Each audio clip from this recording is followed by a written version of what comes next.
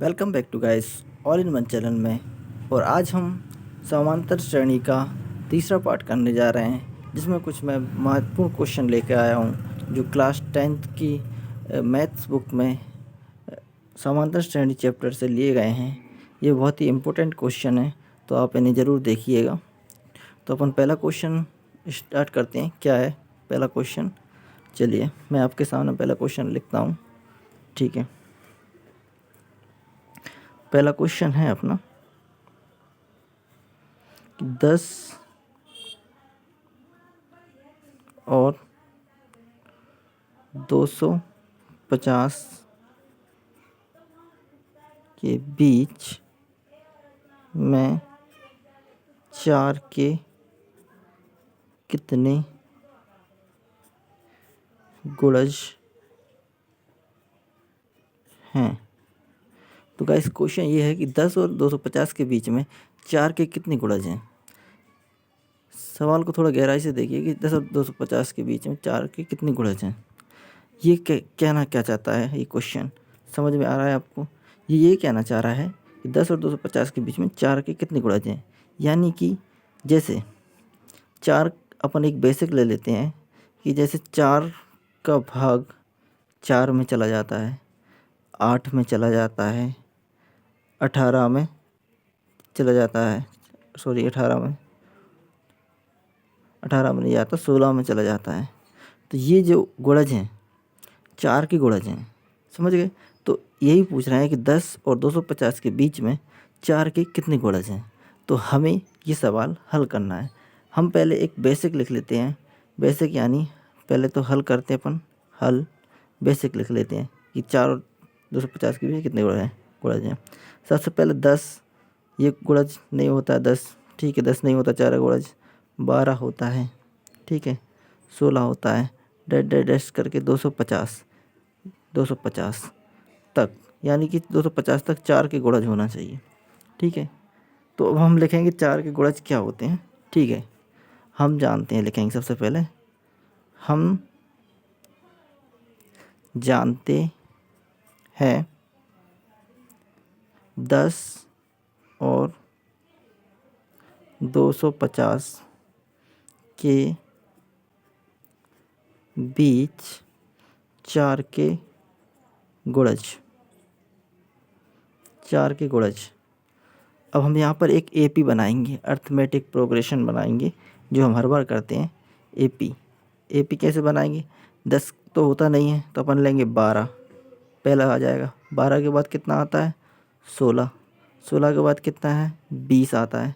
तो dash dash dash करके यहाँ से 250 तो होता नहीं है, फिर 249 लेते हैं, दो वो भी नहीं होता, तो 248 होता है। लास्ट अपना 248 होता है। 10 और 250 के बीच में 248 लास्ट जो है बचता है ना, ये 4 का गुणज होता है। ठीक है, अब यहाँ से अपन क्वेश्चन सॉल्व करना शुरू करेंगे। भाई अपना पहला पद देखेंगे। पहला पद अपन कैसे निकालते हैं? पहला पद ये है, 12 दिया है, एपी बन गई है अपनी।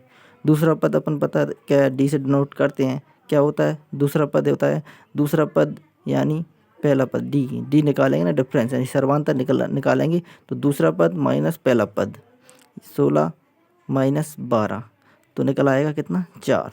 ठीक है, एन बराबर अपन को यहाँ पे फाइंड करना है। वही ए एन की वैल्यू अपने लिए दी है 248। ठीक है, इतना समझ आ गया। अब अपन रखते हैं फॉर्मूला। ठीक है, फॉर्मूला रखते हैं, जो अपन फॉर्मूला यूज करते आ रहे हैं।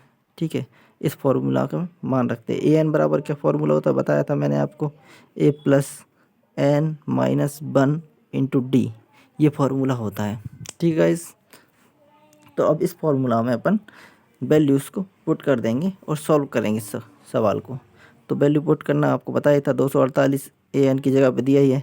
ए का मान कितना दिया है गाइस? ए का मान दिया है 12, प्लस एन का मान नहीं दिया है तो n minus 1 as it is रहेगा, इनटू डी का मान कितना दिया है? 4 दिया है, तो डी का मान आ जाएगा 4। अब हम इसको सॉल्व करेंगे। 248 का 248 लिखा ही रहेगा, 12 का 12 ही लिखा ही रहेगा। अब 4 का प्लस तो यहाँ पे लगा ही है निशान, 4 का एन में गुणा आएगा तो 4n हो जाएगा, और माइनस का गुणा होगा तो माइनस तो है ही, और 4 का 1 में गुणा होगा 4 हो जाएगा। ये 4 का गुणा ये पूरे कोष्टक में होगा, तो ये अपना वैल्यू पुट हो गया।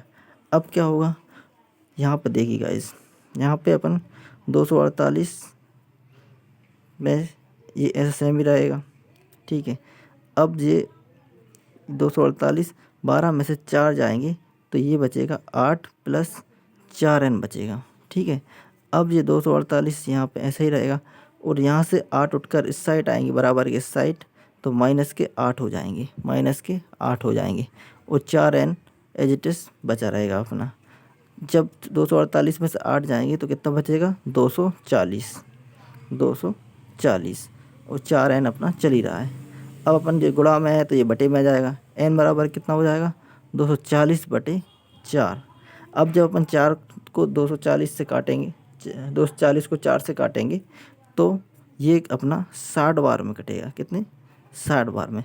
और यही अपने फाइंड करना था, n की वैल्यू अपन को फाइंड करना था, मतलब 10 और 250, 10 और 250 में 4 के कितने गुणज हैं, 60 गुणज हैं। आप अपन लिख सकते हैं कि 10 और 250 की ये लाइन लिख लीजिएगा आप, 10 और 250 के बीच में लिख सकते हैं कि 10 और 250 के बीच 4 के 60 गुणज हैं, 60 गुणज हैं। यहाँ पे अपना ये पहला सवाल कंप्लीट हो जाता है, ठीक है गाइस, समझ आया है आपको। अब अपन चलते हैं नेक्स्ट क्वेश्चन की तरफ। नेक्स्ट क्वेश्चन क्या है वो देखते हैं, ठीक है। नेक्स्ट क्वेश्चन दिया है अपने लिए, ये NCERT ये पैरेलल सीरीज़ यानी कि अर्थमेटिक प्रोग्रेशन समांतर श्रेणी का ये दूसरा क्वेश्चन है और ये 5.2 सीरीज 5.2 एक्सरसाइज है, उसमें ये क्वेश्चन मिलेगा आपको, ठीक है गाइस। अभी अपन सवाल लिख लेते हैं। पहला सवाल है, n के किस मान के लिए, n के किस मान के लिए दोनों समांतर श्रेणियों दोनों समांतर श्रेणियों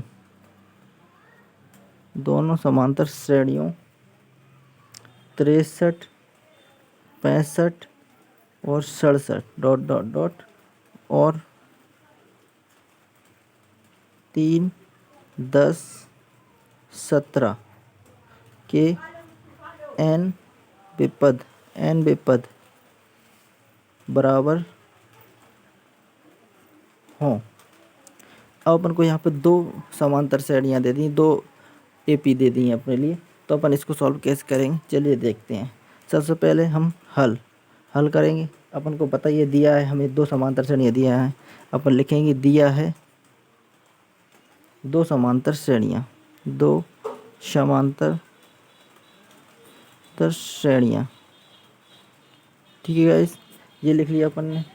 पहली अपन ने श्रेणी लिखी, क्या, पहली श्रेणी अपनी AP बराबर, AP क्या है अपनी 63 है, ठीक है, कोमा 65 है, ठीक है, कोमा 67 है, ... ये AN तक जाएगी, ठीक है। अब इसके मान अपन निकाल लेते हैं।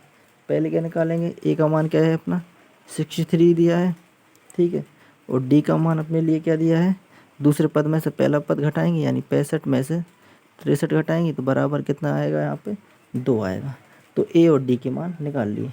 अब अपन क्या करेंगे, यहाँ पर दूसरी AP ले लेंगे, दूसरी AP ले लेंगे। दूसरी AP क्या है अपनी 3, 10, 17 ...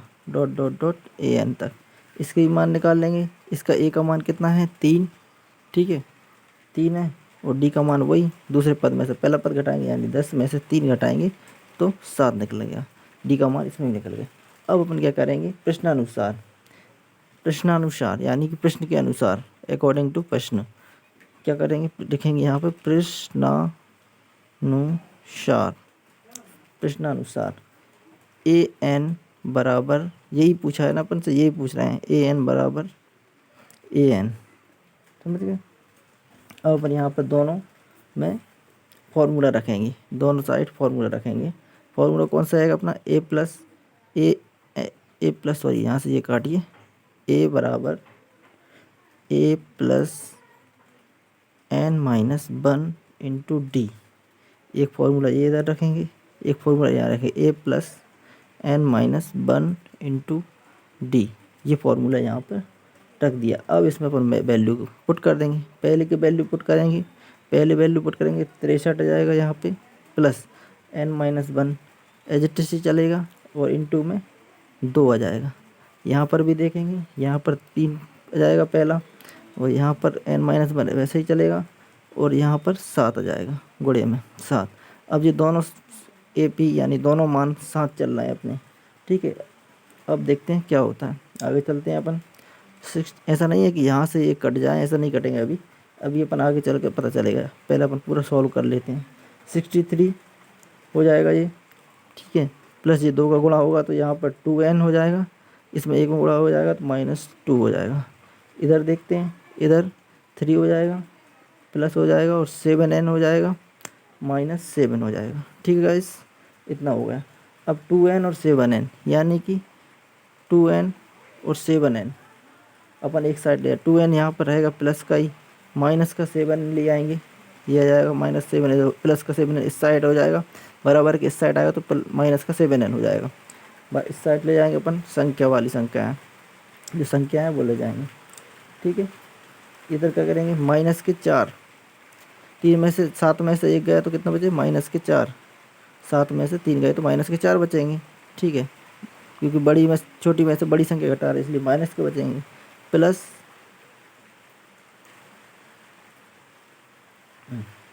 सॉरी यहाँ पे एक मिस्टेक हो गई है, अपन ने एक स्टेप गलती कर दी है।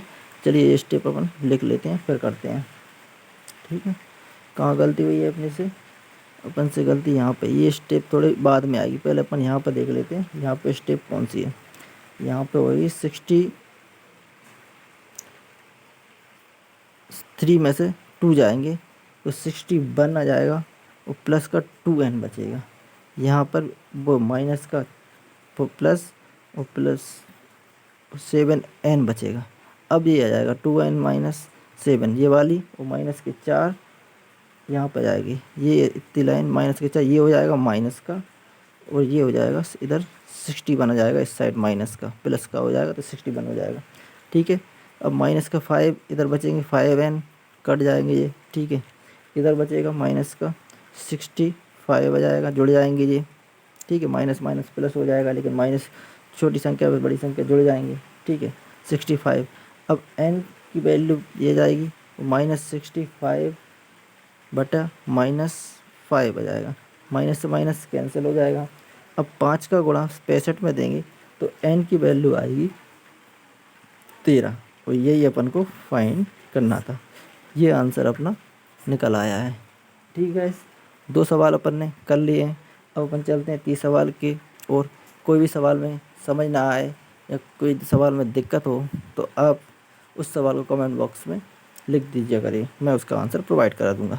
अपन नेक्स्ट क्वेश्चन की तरफ चलते हैं। नेक्स्ट क्वेश्चन क्या है, नेक्स्ट क्वेश्चन है अपना, ठीक है, नेक्स्ट क्वेश्चन लिखते हैं, क्वेश्चन 3 है, ठीक है। अपन 10 से 12 क्वेश्चन तो कर ही चुके हैं इसमें, तो अपन जी एडवांस लेवल के क्वेश्चन कर रहे हैं। वह एपी ज्ञात कीजिए जिसका तीसरा पद 16 है, ठीक है। ये क्वेश्चन अपने लिए चल रहा है। और 7वां पद 5वें पद से 12 अधिक है, ठीक है। ये सवाल अपन कर रहे हैं।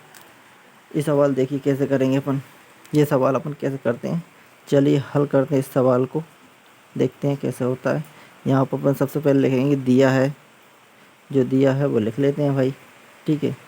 क्या दिया है, A3 बराबर 16, यह तीसरा पद दिया है तो A3 बराबर आ जाएगा यहाँ पर 16, ठीक है गाइस। an की वैल्यू अपन वो A3 फॉर्मूला है जी, जैसे an बराबर होता है a plus n minus 1 into D, तो यहाँ पर भी A3 बराबर हो जाएगा ए प्लस एन की वैल्यू 3 माइनस 1 इंटू डी, ये हो जाता है। ठीक है, तो अपन ने A3 बराबर 16 रख लिया है यहाँ पर। अब अपन यहाँ पे a प्लस 2d ये पूछ रहे हैं, a प्लस 2d बराबर 16, ये मान निकल के आया अपना। ठीक है, इसे अपन समीकरण 1 मान लेंगे। क्या निकालेंगे? समीकरण 1 मान लेंगे तथा लिखेंगे और दूसरा सवाल करेंगे। यहाँ पर A7 आ जाएगा बराबर, जो अपन को सवाल में दिया है ना वही कर रहे हैं अपन, और यहाँ पर A5 प्लस 12 ये आ जाएगा। ठीक है, अब A7 का मान अपन यहाँ पर देखते हैं। A7 का मान जो भी है अपने लिए, यहाँ पर A प्लस 6D बराबर A प्लस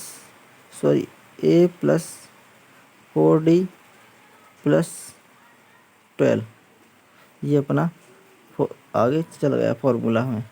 अब यहाँ पे A से A कैंसिल हो जाएगा, यहाँ पर बचेगा 6D। ठीक है, 6D 4D यहाँ पे प्लस 12 ये बचेगा। अब यहाँ पे 6D ये बचेगा, और यहाँ पे 6D 4D ये अपनी लाइन है 6D, इधर से लिखते हैं 6D यहाँ आ जाएगा माइनस का, यहाँ पर ये 4D उठ के आएगा इससे, तो 4D इधर हो जाएगा माइनस का हो जाएगा। ठीक है, यहाँ पर 12 ये चल ही रहा है, 6D में से 4D जाएगा तो 2D बचेगा बराबर 12, और D बराबर यहाँ पर आ जाएगा 12/2, यानी कि D का मान आ जाएगा 6, 2 सिंग 12, ये आ जाएगा 6।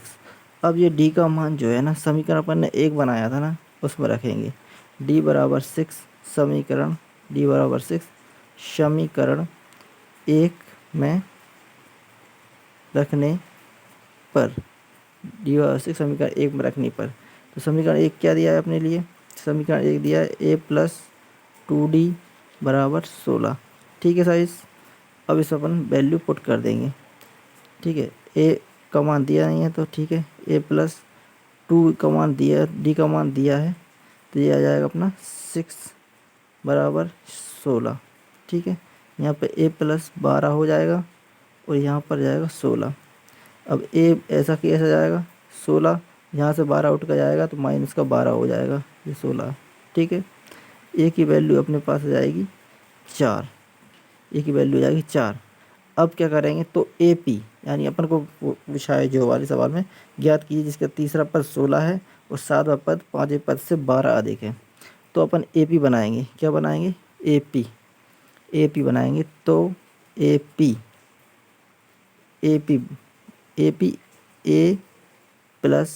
A प्लस D, ये मैंने बताया था आपको। ठीक है, पहले भी कभी कभी जोड़ने के लिए आ जाता है A प्लस 2D और A प्लस 3D, ये इसमें अपन मान पुट कर देंगे। मान क्या करेंगे, A का मान कितना है 4 प्लस, ठीक है, और इधर आ जाएगा 4 प्लस हो जाएगा, यहाँ पे ये प्लस नहीं लगाएंगे, ये प्लस नहीं, यहाँ पर A ही रखेंगे। ठीक है, यहाँ पे A का मान आ जाएगा, यहाँ पे कॉमा लगाएंगे, यहाँ पे आ जाएगा 4 प्लस 6, यहाँ पर आ जाएगा, यहाँ पर आएगा 2, 4 प्लस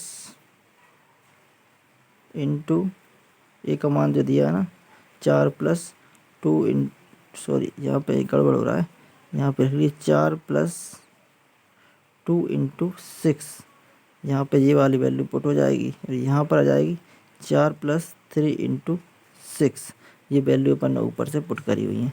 अब इसे सॉल्व करेंगे तो यहाँ पर जाएगा 4, यहाँ पर 6 और 4 10 हो जाएगा, और यहाँ पर 6 दूनी 12 और 4 16 हो जाएगा।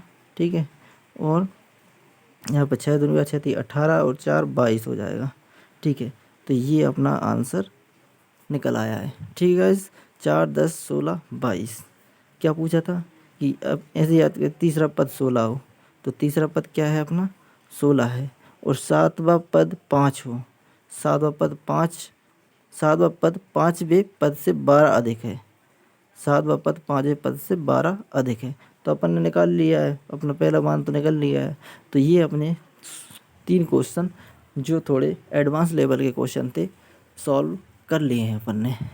अब बाकी जो नेक्स्ट क्वेश्चन है आपको सॉल्व करना है। अगर आप सॉल्व नहीं कर सकते हैं तो कमेंट बॉक्स में उन सवालों को कमेंट कर दीजिए, मैं उनको सॉल्यूशन प्रोवाइड करा दूंगा। ठीक है, इसी के साथ ये वाला चैप्टर अपना क्लोज करते हैं अपन। अब अपन नेक्स्ट चैप्टर को स्टार्ट करेंगे, उसकी वीडियो आपको कल मिल जाएगी। ठीक है, अगर वीडियो पसंद आ रही हो, सवाल समझ में आ रहे हों तो कृपया वीडियो को लाइक करें। और आने वाले समय में मैं पूरा मैथ का चैप्टर पढ़ाने वाले हैं, तो आपको वीडियो मिल सकें इसलिए चैनल को सब्सक्राइब कर लें और बेल आइकन को भी दबा दें ताकि आपको आपके पास वीडियो पहुंच सके। ठीक है guys, thank you for watching.